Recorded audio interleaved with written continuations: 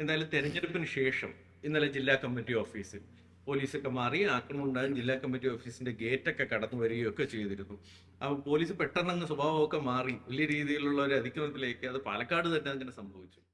അത് പോലീസ് എപ്പോഴും പോലീസിൻ്റെ ഒരു രീതി ഉണ്ടല്ലോ. പോലീസ് ഒരു കാലത്തും ഇടതുപക്ഷ ജനാധിപത്യ മുന്നണി ഓടൊന്നും വലിയ അനുഭാവം കാണിക്കാത്ത ഒരു കൂട്ടരാണ് ഈ പോലീസ് സേന എന്ന് പറയുന്നത്. കാരണം എന്തുകൊണ്ടാണെന്ന് വെച്ചാൽ ഈ പോലീസിൻ്റെ എല്ലാ കൊള്ളരായ്മയും എല്ലാ കാലത്തും ചോദ്യം ചെയ്യുന്നത് ഇടതുപക്ഷ ജനാധിപത്യ മുന്നണിയുടെ പ്രവർത്തകരാണ്.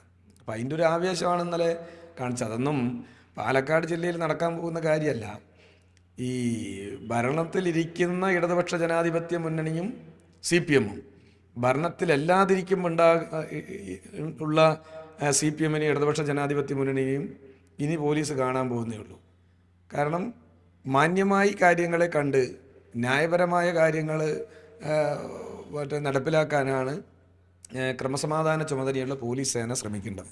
ഇന്നലെ ഉണ്ടായൊരു വിഷയം, ജില്ലാ കമ്മിറ്റി ആഫീസിൻ്റെ മുമ്പിലേക്ക് പടക്കമെറിയുകയാണ് ചെയ്തത്. വലിയ ശബ്ദത്തോടുകൂടി ഒരു പടക്കം പൊട്ടുന്നു. ആ പടക്കം എറിഞ്ഞ ലീഗിൻ്റെയോ മറ്റോ പ്രവർത്തകനെയാണ് പോലീസ് ജീപ്പിൽ കയറ്റുന്നത്. ആ ജീപ്പിൽ കയറ്റിയ പ്രവർത്തകനെ ബലം പ്രയോഗിച്ച് പോലീസ് ജീപ്പിൽ നിന്നും UDF-ൻ്റെ പ്രവർത്തകർ ഇറക്കി വിടുകയാണ്. ആ ഇറക്കി വിട്ട് പിന്നെ അവർ നേരെ പോലീസും ഈ പറയുന്ന UDF-ൻ്റെ പ്രവർത്തകരും നേരെ ഈ ജില്ലാ കമ്മിറ്റി ഓഫീസിലേക്ക് തള്ളിക്കയറുകയാണ്. ആ തള്ളിക്കയറേണ്ട ഒരു സാഹചര്യം ഉണ്ടായിട്ടില്ല.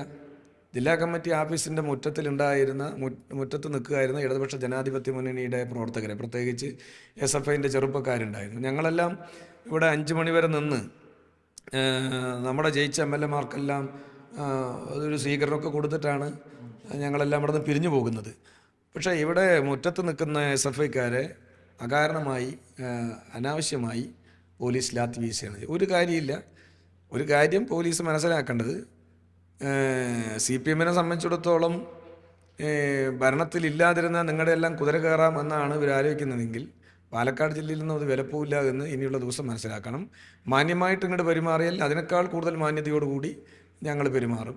നിങ്ങളുടെ മാന്യത വിട്ടാൽ അതിനേക്കാളും മാന്യത വിടാൻ യാതൊരു മടിയുമില്ലാത്ത ഒരു പ്രവർത്തകരാണ് ഞങ്ങളും. ഞങ്ങളുടെ പ്രവർത്തകർക്ക് വേദനയുണ്ടാകുക, ഞങ്ങളുടെ പാർട്ടി കേന്ദ്രത്തെ ആക്രമിക്കുക എന്ന നിലയിലേക്ക് UDF-ഉം അതുപോലെ തന്നെ പോലീസും വന്നാൽ അതിനെല്ലാം ചെറുക്കാനുള്ള കരുത്ത് നല്ലതുപോലെ എല്ലാ കാലത്തുമുണ്ട്. അതിനേക്കാളും 10 ഇരട്ടി കരുത്ത് ഇപ്പോൾ പാലക്കാട് ജില്ലയിലെ പാർട്ടിക്കുണ്ട് എന്ന് അവർ മനസ്സിലാക്കുന്നതായിരിക്കും നല്ലത്.